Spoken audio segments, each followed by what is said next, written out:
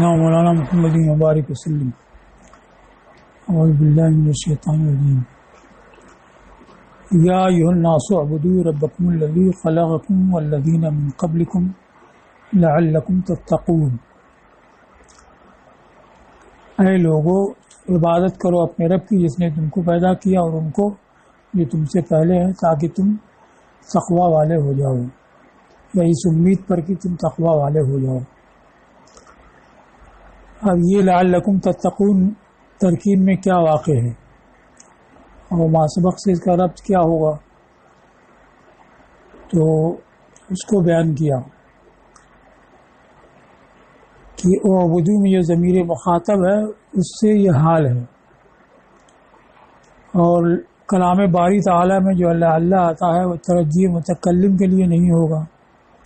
یہاں پر ترجیح مخاطب کے لیے ہے۔ اللہ کے ہاں تو سب قطعی ہے کیا ہوگا کیا نہیں ہوگا، مخاطب کے لحاظ سے یہ اللہ ہے کہ تم عبادت کرو یہ امید کرتے ہوئے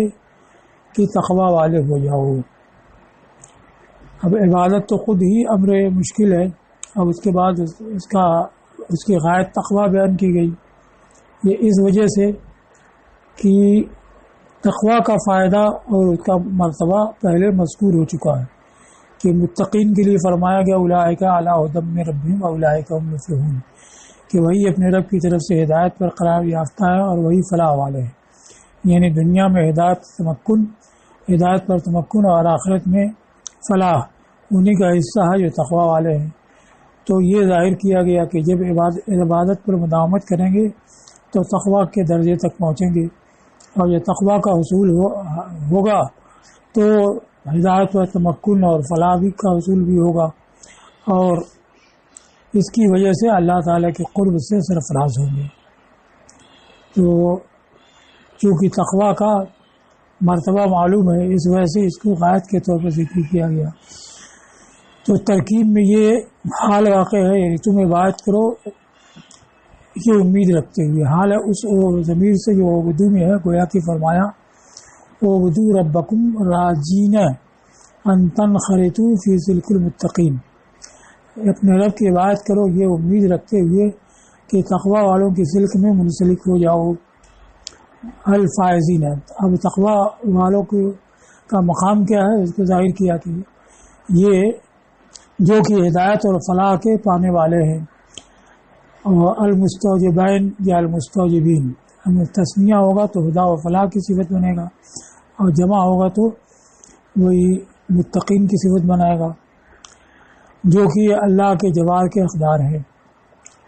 تو اللہ کے قرب تک رسائی کیسے ہوگی؟ تقوی سے کے حصول سے۔ تقوی کا حصول کیسے ہوگا؟ عبادت پر مداومت سے۔ پھر اس کے بعد یہ بیان کیا کہ لعل، یعنی امید رکھتے ہوئے کہ تقوی والے ہو جاؤ۔ تو اس میں اس بات پر تنبیہ ہے کہ تقوی ایک آخری درجہ ہے، دوسرے یہ ہے کہ انسان اپنی عبادت پر فریب خوردہ نہ ہو کہ عبادت کر لیا تو ضرور تقوی کا حصول ہو ہی جائے گا، بلکہ ہو سکتا ہے کہ کسی نقص کی وجہ سے ساری کی ساری عبادت رد ہو جائے، اور امید رکھنی چاہیے کہ قبول بھی ہو۔ تو اس لیے اللہ کے ساتھ ذکر ہوا۔ نبہ بھی، اس سے اس بات پر خبردار کیا کہ تقوی سالکین کے درجات کی انتہا ہے، اور وہ کیا ہے؟ وہ تقوی کا جو تیسرا معنی ہے تبرؤ من کل شیء سوی اللہ تعالی، اللہ کے سوا ہر چیز سے الگ ہو کر کے اللہ کی طرف آ جانا، تو یہ انتہا ہے۔ اور عبادت والا درجہ تو وہی ہے اوامر کی بجاوری نواہی کو چھوڑنا، جو اس کے نتیجے میں جو تقوی کا حصول ہوگا، تو وہ دوسرا درجہ جو ہے وہ تو مراد ہوگا نہیں، یہ آخری درجہ، یعنی جب اس پر مداومت کریں گے تو خالص اللہ کے ہو جائیں گے اور باصبہ سے الگ ہو جائیں گے۔ اور نبہ بھی علی ان التقوی و ان العابد،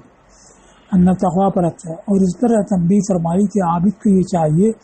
کہ اپنی عبادت پر فریب خوردہ نہ ہو، اور خوف اور امید والا ہو، امید و بیم کے درمیان ہو، جیسا کہ ارشاد فرمایا یدعون ربہم خوفا وطمعا، وہ اپنے رب سے دعا کرتے ہیں خوف اور امید کے ساتھ، اس کی رحمت کی کے امیدوار ہوتے ہیں اور اس کے عذاب سے ڈرتے ہیں۔ تو یہی کیفیت ہونی چاہیے عابد کی کہ وہ امید و بیم کے درمیان. تو ایک ترکیب تو یہ ہوا کہ او بدو میں ضمیر مخاطب و ذوالحال اور لعلکم تتقون اس سے حال. دوسری ترکیب یہ بیان کی کہ خلقکم، کم جو مفعول ہے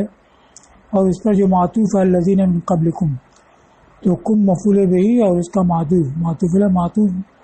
یہ ذوالحال ہے، اور لعلکم تتقون یہ اس سے حال ہے. تو اب اس پر یہ سوال ہوتا ہے کہ تم کو پیدا کیا اور ان کو جو تم سے پہلے تھے، اس حالت میں کہ تم امید رکھنے والے ہو تقویٰ کی، تو یہ تو ہوگا نہیں کہ تخلیق کے وقت، پیدا ہونے کے وقت وہ عقل و شعور رکھتے نہیں ہیں، پھر تقویٰ کی امید کیا رکھیں گے. تو اس کو کہا کہ یہاں ترجیح مخاطب کے لیے بھی نہیں ہے بلکہ ترجیح غائب کے لیے، کہ کوئی بھی جو دیکھے گا تو امید رکھے گا تقویٰ کی، کیونکہ جو کسی چیز کے اسباب فراہم ہو جاتے ہیں تو مقصد کے حصول کی امید ہو جاتی ہے. جیسے کوئی سفر کرنا چاہتا ہے اور ٹرین پر سوار ہو گیا، بیٹھ گیا، تو امید ہو جاتی ہے کہ مقصد تک پہنچے گا کیونکہ اسباب اس کے لیے مہیا ہو گئے. تو اسی طریقے سے انسانوں کی تخلیق فرمائی اور ان کے لیے، ان کی عبادت کے لیے جو اسباب ہوتے ہیں اور تقویٰ کے رسائی کے لیے جو ذرائع ہوتے ہیں وہ سب فراہم کر دیے گئے. اور جب یہ سب حاصل ہو جائیں گے تو امید کی جائے گی، یعنی دوسرے دیکھنے والے یہ امید کریں گے کہ یہ تقویٰ تک پہنچیں گے. تو اس کے لحاظ سے کہا کہ یا یہ حال ہے خلقکم اور اس کے معطوف، خلقکم پر جو معطوف ہے اس کے مفعول سے، تو خلقکم کے مفعول سے اور اس سے جو اس پر معطوف ہے، تو تم کو پیدا کیا اور تم سے اگلوں کو پیدا کیا اس حالت میں کہ تم سے تقویٰ کی امید رکھی جائے. یہ نہیں کہ تم تقویٰ کی امید رکھو، کیونکہ اس حالت میں وہ امید کے لائق ہی نہیں ہوتے ہیں. اس لیے بیان کیا اعلیٰ معنی انہ خلقکم ومن قبلکم فی صورت من یرجا منہ تقویٰ، کہ اس نے پیدا کیا تم کو اور ان کو جو تم سے پہلے ہے اس کی صورت میں جس سے تقویٰ کی امید کی جائے. اب یہ امید کیوں؟ کیونکہ امید وہی ہوتی ہے جہاں کے اسباب فراہم ہو، تو وہاں تو مقصود کے اسباب جب فراہم ہو جاتے ہیں تو مقصود کے حصول کی امید ہو جاتی ہے. تو اس کو بیان کی توجہ ہے امر ہی باجتماع اسباب ہی و کثرت الدواعی الیہ، چونکہ اس کا معاملہ راجع ہو جاتا ہے اس کے اسباب کے جمع ہونے اور اس کے دواعی کے زیادہ ہونے سے. اب جب یہ حال ہوگا کم سے اور کم کے معطوف سے، تو کم کے لحاظ سے تو تتقون ہوگا کیونکہ مخاطب کے لحاظ سے مخاطب کا صیغہ ہوگا، اور الذین من قبلکم یہ تو غائب ہیں، تو مخاطب اور غائب دونوں جمع ہیں، تو غائب کے لحاظ سے تتقون ہے تغلیباً. اور اگر الگ الگ ہوتا تو لعلکم تتقون و لعلہم یتقون ہوتا، اس میں اتناب ہوتا. اور مخاطبین کو غائبین پر لفظ میں غلبہ دیا، یعنی مخاطبین کے لحاظ سے تتقون غائب پر صیغہ آیا، لیکن معنی دونوں کے ارادے کے ساتھ ہے، یعنی تم سے بھی تقویٰ کی امید رکھی جائے اور تم سے اگلوں سے بھی تقویٰ کی امید رکھی جائے. یہاں تک ہو گیا. اب ایک یہ ہے کہ لعل وانا کہے ہے کہ تم عبادت کرو تاکہ تقویٰ والے ہو جاؤ. تو اس کی عقیدہ سے اس کو بیان کیا، عقیدہ سے اس کو بیان کرتے ہیں ان کے نزدیک ضعیف ہوتا ہے.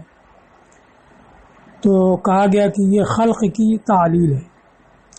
یعنی تم کو پیدا کیا تاکہ تم تقویٰ والے ہو جاؤ. اے خلقکم لکہ تتقون، تم کو پیدا کیا تاکہ تم تقویٰ والے ہو جاؤ، جیسے کہ فرمایا وما خلقت الجن والانس الا لیعبدون، کہ میں نے جن انس کو نہیں پیدا کیا مگر اس لیے کہ وہ میری عبادت کریں. اب یہ اللہ تعالیٰ کے افعال معلل بالاغراض نہیں ہوتے، تو اب یہ غرض کیسے بنے گا؟ تو اس کا جواب دیا گیا ہے کہ ہاں، غرض وہ جو فاعل کے لیے محرک اور باعث ہوتی ہے وہ اللہ تعالیٰ کے فعل کے لیے نہیں ہو سکتی ہے، کہ اس کے لیے استقبال بالغیر لازم آئے گا، لیکن حکمت اور مصلحت اس کے فعل کے لیے ہوتی ہے. تو جیسے جن انس کی تخلیق کی مصلحت ہے یہ ہے اور حکمت یہ ہے کہ وہ اس کی بات کرے، تو ویسے ہی ان کی تخلیق کی حکمت یہ ہے کہ وہ تقویٰ والے ہو جائیں. تو اس معنی کر کے علت بمعنی حکمت و مصلحت یہ اللہ کے لیے ثابت ہے۔ اب اس کو کہ یہ تعلیل کے لیے کہ کے معنی میں یہ ضعیف ہے،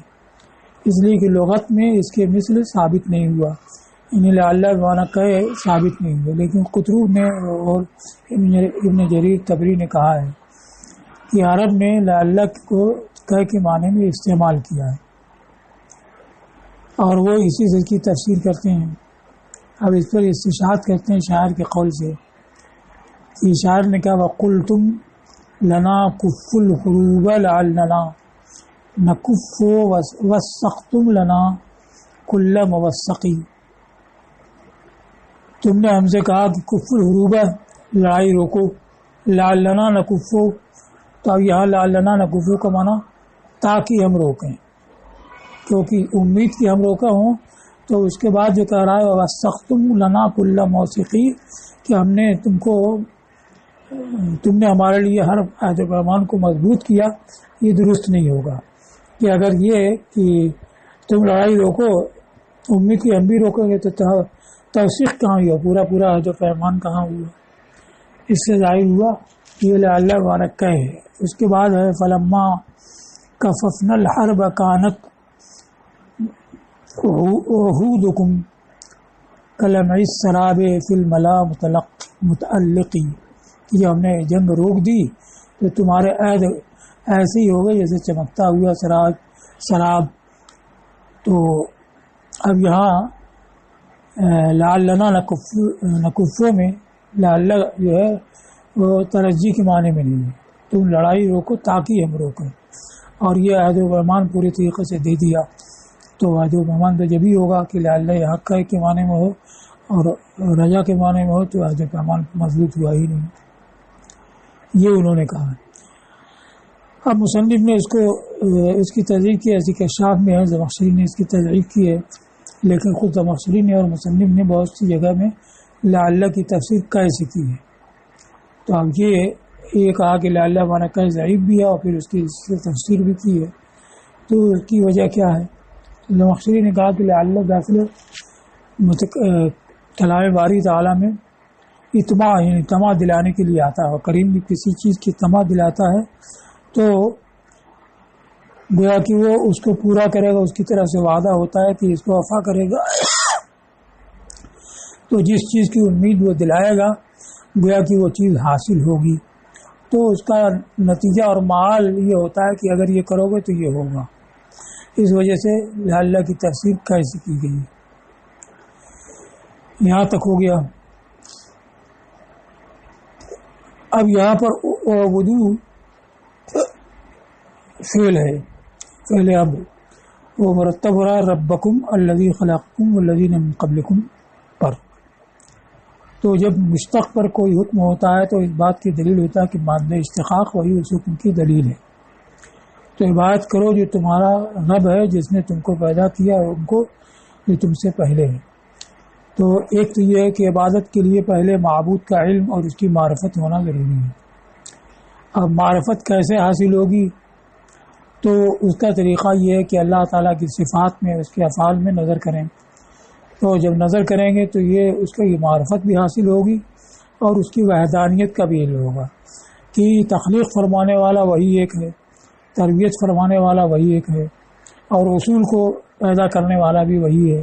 یا وہی ایک ہے تو قابل عبادت بھی وہی ایک ہے، لہذا اس ایک ہی کی عبادت کریں گے۔ تو یہاں جو صفات ذکر کی گئی ان سے رب کی معرفت بھی ہوتی ہے اور اس کی وحدانیت کا علم بھی ہوتا ہے، اور جب یہ معرفت ہوگی اور اس کی وحدانیت کا علم ہوگا تو اسے ظاہر ہوگا کہ جس نے پیدا کیا ہے، جو کمال تک پہنچانے والا ہے یعنی تربیت کرنے والا ہے، وہی مستحق عبادت ہے، تو عبادت صرف اسی کی ہونی چاہیے اور کی نہیں۔ تو یہ آیت اس بات پر دلالت کرتی ہے کہ اللہ تعالیٰ کی معرفت، کیونکہ بغیر معبود کی معرفت کی عبادت ہوگی نہیں، تو پہلے تو معرفت ہونی چاہیے، پھر اس کے بعد اس کی وحدانیت کا علم بھی ہو، پھر اس کے بعد اس کا مستحق عبادت بھی ہونا بھی معلوم ہو۔ تو اللہ تعالیٰ کی معرفت، اس کی وحدانیت کے علم اور اس کے مستحق عبادت ہونے کے علم کا راستہ النظر فی صنعہ والاستدلال بافعالہ، اس کی کارسازی میں نظر کرنا اور اس کے کاموں سے استدلال، کہ جب یہ دیکھیں گے کہ وہ تخلیق فرماتا ہے اور اس کی ہماری بقا کے لیے ساز و سامان فراہم کیا ہے اور وہ تربیت فرمانے والا ہے، تو اس سے یہ ظاہر ہوگا کہ وہی الہ ہے اور دوسرا کوئی ایسا ہے نہیں، تو معلوم ہے کہ الہ ایک ہی ہے اور جو ایسا ہے وہ ضرور مستحق عبادت ہے۔ تو اس پر آیت دلالت کرتی ہے کہ اللہ تعالیٰ کی معرفت، اس کی واجحانی کے علم اور اس کے استحقاق عبادت کے علم کی راہ، اس کی کارسازی میں نظر اور اس کے افعال سے استدلال ہے۔ ایک دوسری یہ معلوم ہوا کہ اللہ تعالیٰ نے سابق میں جو نعمتیں کی ہیں، جو انعام فرمایا ہے کہ تخلیق فرمائی، تربیت فرمائی، اس کی وجہ سے اس کی عبادت ہم پر فرض ہے۔ تو سابقہ نعمتوں کے بدلے میں عبادت کرنا بندوں پر فرض ہوا، تو اب زندگی بھر عبادت کریں تو سابقہ جو احسان ہے کہ نیست سے ہست کیا، کمال اول وجود بخشا اور اس کے بعد پھر تربیت فرمائی، اس کی مکافات اور اس کا بدلہ نہیں ہو سکتا ہے۔ تو اب عبادت کرنے کی وجہ سے بندہ آئندہ کسی اجر کا حقدار نہیں ہوتا ہے، بلکہ گویا کہ اس نے اپنی اجرت، یہ اس مزدور کی طرح ہے جس نے اپنی اجرت پہلے ہی وصول کر لی کہ اللہ تعالیٰ نے سابق میں جو انعام فرمایا اسی کے بدلے میں اس کی عبادت کرنا اس کے اوپر لازم ہوا۔ تو جو عبادت کر رہا ہے وہ سابقہ نعمتوں کے بدلے میں کر رہا ہے، تو مزید کسی ثواب کا وہ حقدار نہیں ہے، اور جو کچھ ہے وہ اللہ کی طرف سے فضل ہے، استحقاق بندے کے لیے نہیں ہے۔ وَأَنَّ یعنی تدلو علی ان، تو پہلے ان پر آتا ہے وَأَنَّ الْعَبْدَ لَا يَسْتَحِقُّ بِعِبَادَةٍ إِلَيْهِ ثَوَابًا،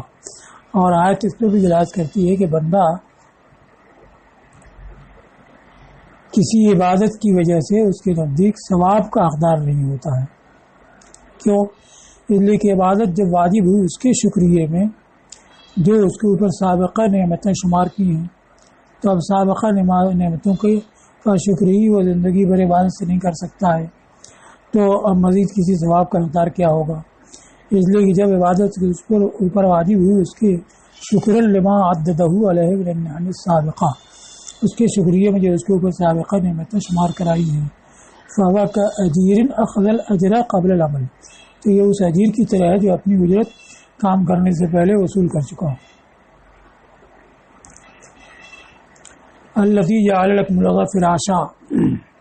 والسماء بناء، وہی ہے جس نے تمہارے لیے زمین کو فرش اور آسمان کو شامیانہ بنایا۔ اب یہ ترکیب میں کیا واقع ہوگا؟ تو یا تو پہلے جو آیا الذی خلقکم ربکم کی صفت ہے کہ وہ رب جس نے تم کو پیدا کیا، اس کی صفت ثانیہ ہے جس نے تمہارے لیے زمین کو فرش بنایا اور آسمان کو شامیانہ بنایا۔ دوسرے یہ کہ مدح منصوب یا مدح مرفوع ہو، مدح منصوب یعنی آنی کی تقدیر کے ساتھ ہو، یا مدح مرفوع یعنی هو الذی جعل لکم الارض فراشا،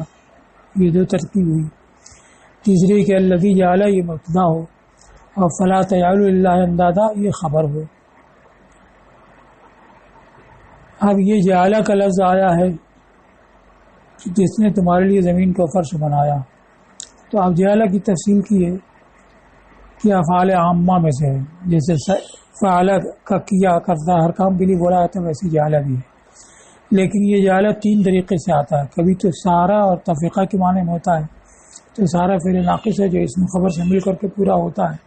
اور تفریقہ فعل مقاربہ ہے، یہ بھی اسم خبر سے مل کر کے پورا ہوتا ہے۔ تو جب سارا اور تفریقہ کے معنی میں ہوگا تو یہ ناقص ہوگا، متعدی نہیں ہوگا، بلکہ اسم اور خبر سے مل کر کے ہی پورا معنی دے گا۔ اب یہ اس معنی میں جیسے شاعر کا یہ قول، تو یہ فقط جعلت قلوس بنی سہیل من الاکوار مرتعوها قریبو، قلوس کی جمع ہے قلائز، قلوس کہتے ہیں جوان اونٹنی کو، اور جعلت بمعنی سارت استعمال کیا ہے کہ بنی سہیل کی اونٹنی پالانوں سے اس کی چراگاہ قریب ہو گئی، یعنی سفر کرتے کرتے لاغر ہوگی، اور لاغر جب ہوگی تو جسم جھک جائے گا، سر جھک جائے گا، سر جب جھک جائے گا تو چراگاہ قریب ہو جائے گی۔ تو اس کو کہا ہے کہ بنی سہیل کی اونٹنی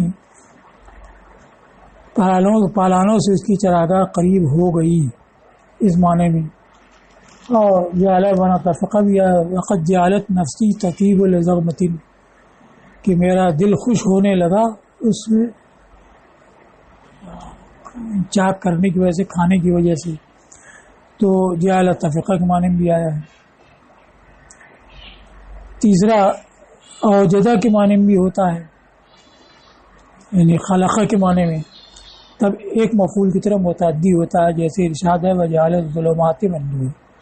یعنی اس نے تاریکی اور روشنی کو پیدا کیا، تو متعدی ایک مفعول ہوتا ہے. تیسرا سیرہ کے معنی میں ہوتا ہے ایک چیز کو دوسری چیز بنانا، تب متعدی دو مفعول ہوتا ہے، جیسے یہ ارشاد جعل لکم الارض فراشا، تمہارے لیے زمین کو فرش بنایا. جعل الحدید سیفا، لوہے کو تلوار بنایا. جعل الخشب کرسیہ، لکڑی کو کرسی بنایا. تو یہ دو مفعول کی طرح متعدی ہوتا ہے. تو الارض مفعول اول، فراشن مفعول ثانی ہو گیا. اب اس میں بھی تفصیل ہے کہ یہ تسییر کبھی فعل سے ہوتی ہے، جیسے یہی جعل الحدید سیفن اور جعل الخشب کرسین، اور کبھی قول سے ہوتی ہے اور کبھی اعتقاد سے ہوتی ہے، جیسے جعل الملائکۃ الذین هم عباد الرحمن اناثا.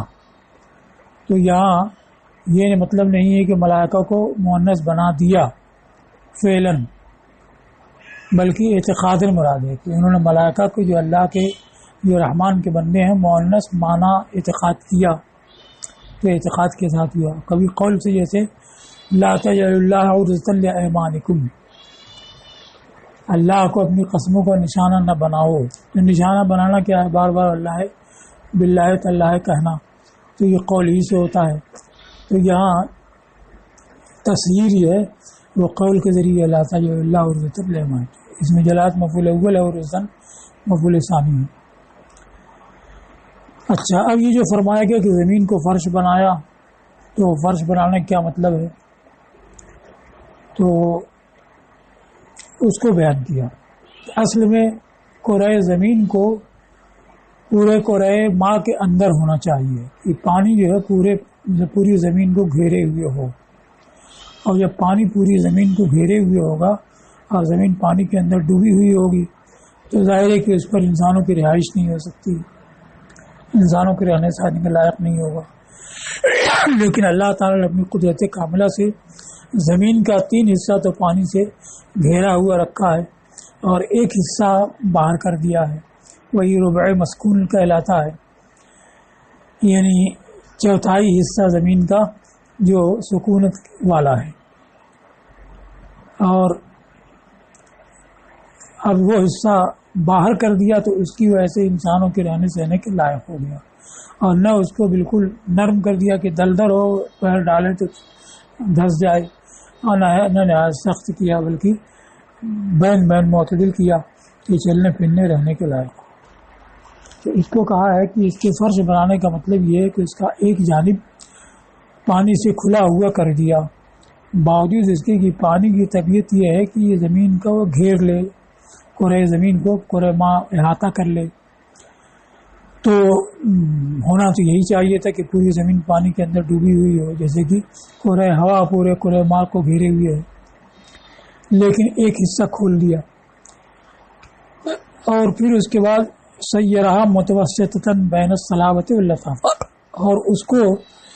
صلابت اور لطافت، ٹھوس پن اور نرمی کے بیچ کر دیا. حتی صارت مہیئۃ لأن یقعدوا ویناموا علیہا، یہاں تک کہ وہ اس قابل ہو گئے کہ اس پر بیٹھے سوئیں، جیسے کہ بچھا ہوا بستر ہوتا ہے کہ آدمی بیٹھتا سوتا ہے. اب اس سے بعد نے استدلال کیا کہ بستر جو ہے وہ مسطح ہوتا ہے، فرش مسطح ہوتا ہے،